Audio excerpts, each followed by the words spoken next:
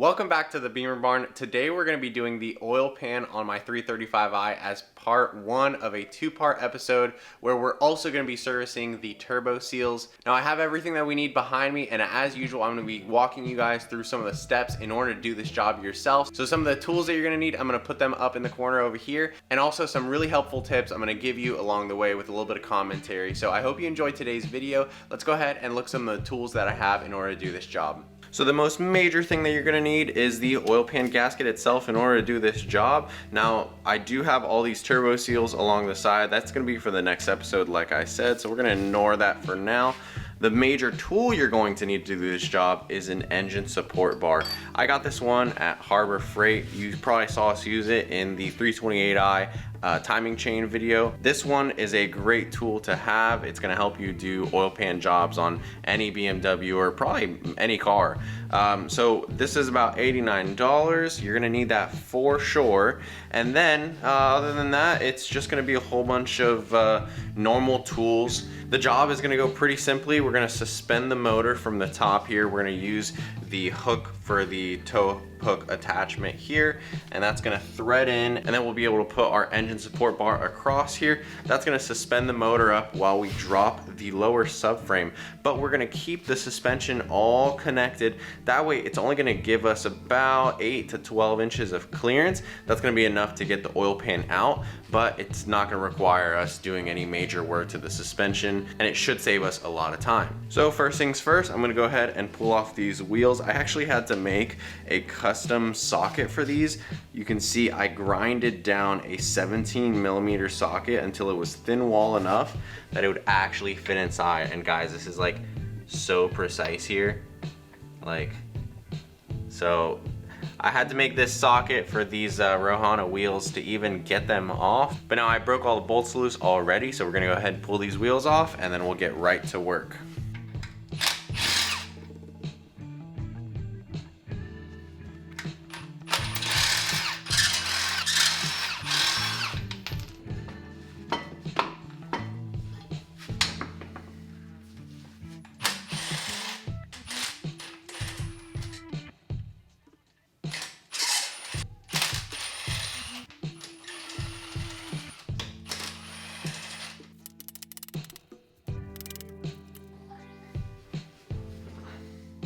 So I just got one wheel off and I had to show you guys this. I knew that this coilover here was blown because obviously you can see how much oil has seeped out of it.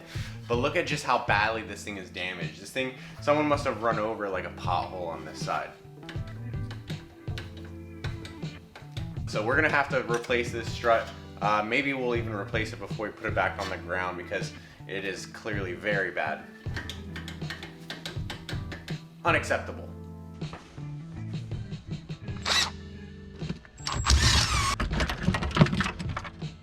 I'm gonna go ahead and grab my handy dandy eBay tow hook. I grinded this thing down so it'll work on a lot of different BMW engines. And we're gonna plug that in. And spin it into this little threaded insert here in the motor. And that is going to hook on to our engine support bar. So now I'm gonna grab the support bar, lay it around here, and set it up.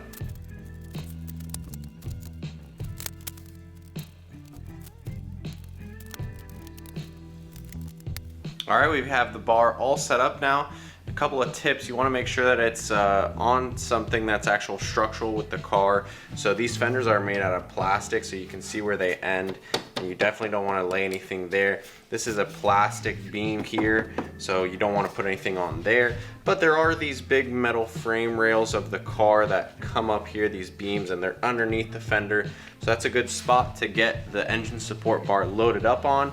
And I have mine at an angle here, so it's a little higher on one side just because the tow hook is pretty far back on the motor. So we want to make sure that this is starting to pull some of the weight here, because when we lower the subframe, we don't want a ton of stuff to shift and move. We're going to do that slowly as well. So again, we want to make sure that this is going to support the weight of the motor fine.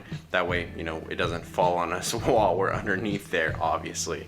So this is a really great tool here. We already disconnected the battery, and now we're going to start working underneath the car, where just about 99% of this work needs to be done.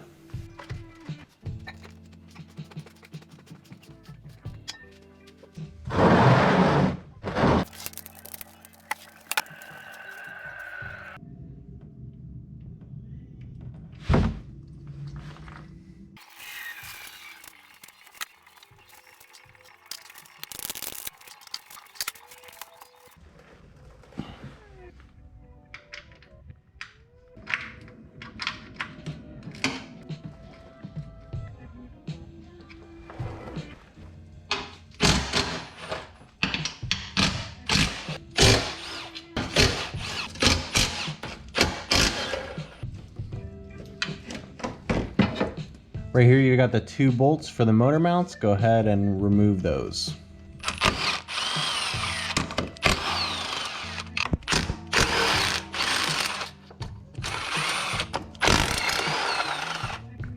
Over here you're also going to have to grab the steering column bolt. That's going to be an E10 on a long enough socket, and if you turn the wheels at the right angle, you should be able to get that on there and then loosen it, back it all the way out. And you're going to have to push that steering column all the way off of the rack, because the rack is going to come down with the subframe, but the steering column needs to stay up. Just like the same thing with the motor mounts. The motor mounts are going to stay up with the motor, but the subframe is going to come down.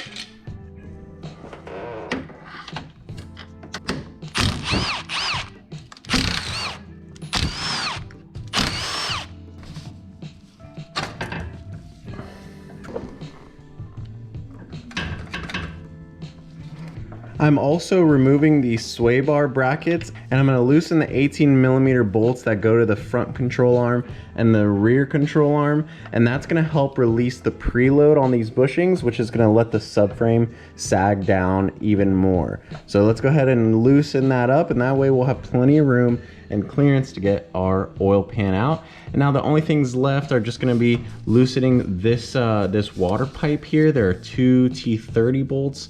I'm going to show you those from the top, and once we get that pipe off, we should be good to start removing the main bolts for the subframe and lowering this thing down. Pretty simple.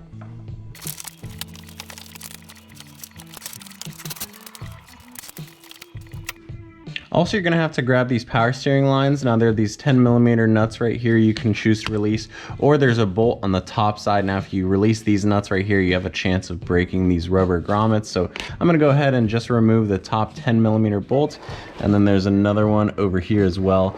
And that's gonna ensure that these lines don't get snagged up, and they should remain kind of loose, and they'll stretch as the subframe comes down and the rest of everything stays up.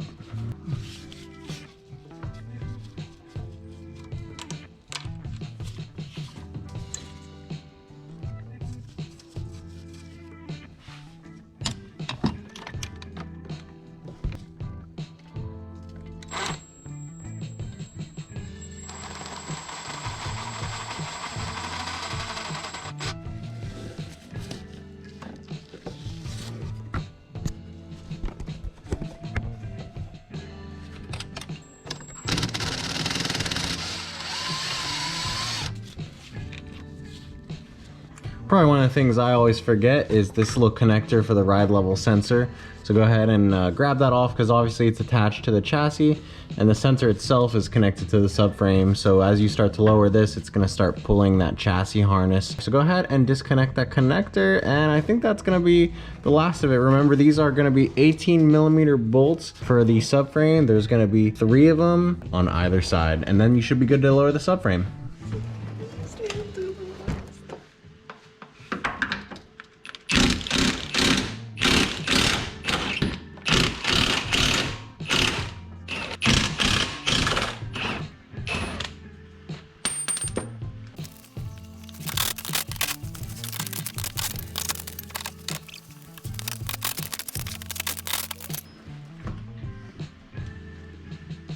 So we've got our subframe safely lowered down here, and we got plenty of room to see what we're working with here at the oil pan. Now, since this is an automatic vehicle, you can see those black metal lines. Those are going in my automatic transmission cooler, and they run all the way back to the side of the transmission. So there's a 10mm here at the front of the pan, and there's also going to be a 10mm at the back on the motor mount arm, and you have to remove both of those in order to get the lines off and free. And then besides that, we also have this power steering pump right here that we're going to have to take the belt off and then remove these bolts, and that way we'll be able to pull the oil pan completely down. We can really see just how gross it is under here, just years and years of oil buildup and grease and grime, and then dirt from the road. it just all lands here at the front of the motor and just tends to stick. So we're gonna take a good opportunity once all this is back together to clean it. And we also have a new water pump and thermostat and the back hose to replace. These things are just super dirty. And also in the last video where you saw us do the coolant bleed procedure, you might have heard a little bit of weird noise coming from the water pump. So we're going to replace the water pump and also the thermostat since we're in here. And that way, not only will those service items be taken care of, but also they're going to be brand spanking new and clean under here.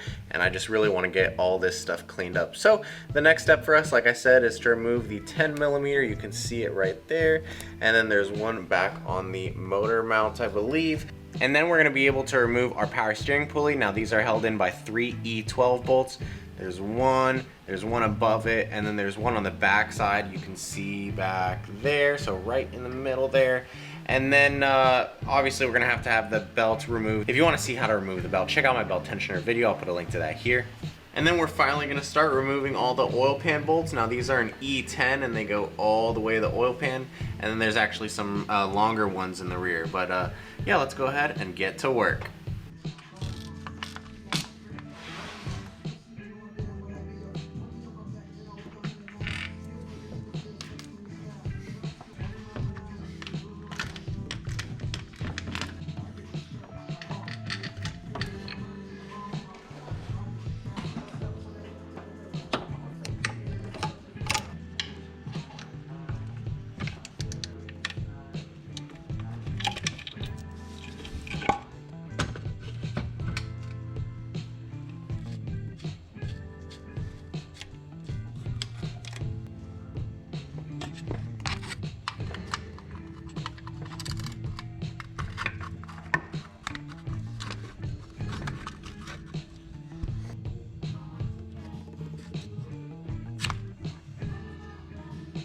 So now that we've got the oil pan ready to pull off, I'm gonna show you guys the special little setup that I use to get all these bolts off in one go. It's pretty simple. It is an E12 on a short extension, and then a wobble, and then a long extension after that.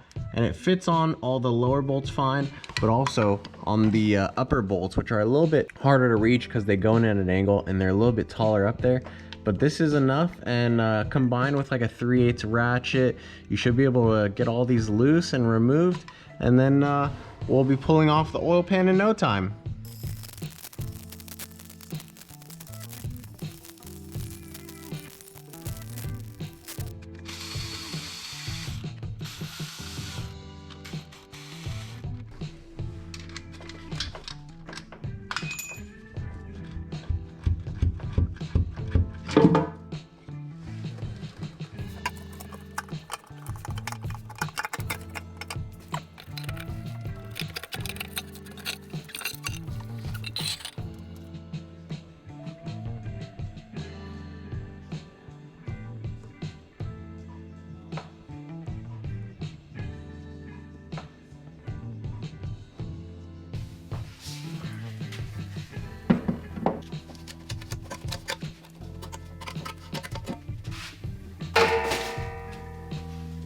So we finally got our oil pan out and clear of the subframe.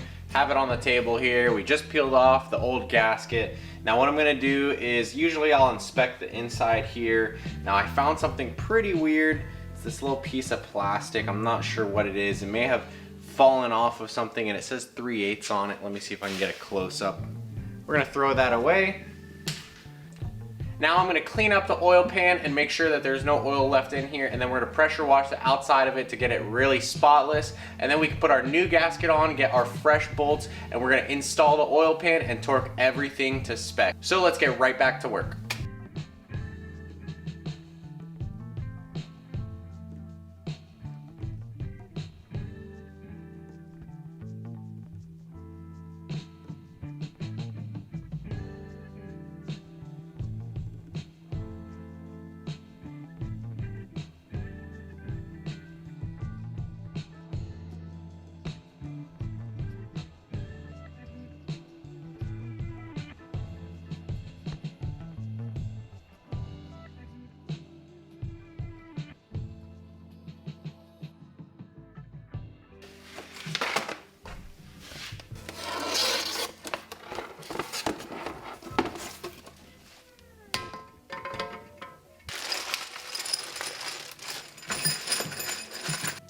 So we've got our fresh gasket, and as you can see, I even cleaned the oil pan here. I used some rags to soak up the oil, and then I pressure washed the inside and the outside, so this thing is 100% clean. And now we've got our gasket, and as you can see, it lines up perfectly. We've even got our fresh bolts, which are required as part of the repair. So what I'm gonna do is hop under the car now and see if we can get this thing aligned, and I'm gonna use a couple of the small bolts to hold this thing up while we get the rest of the bolts, and then we'll just start torquing everything down.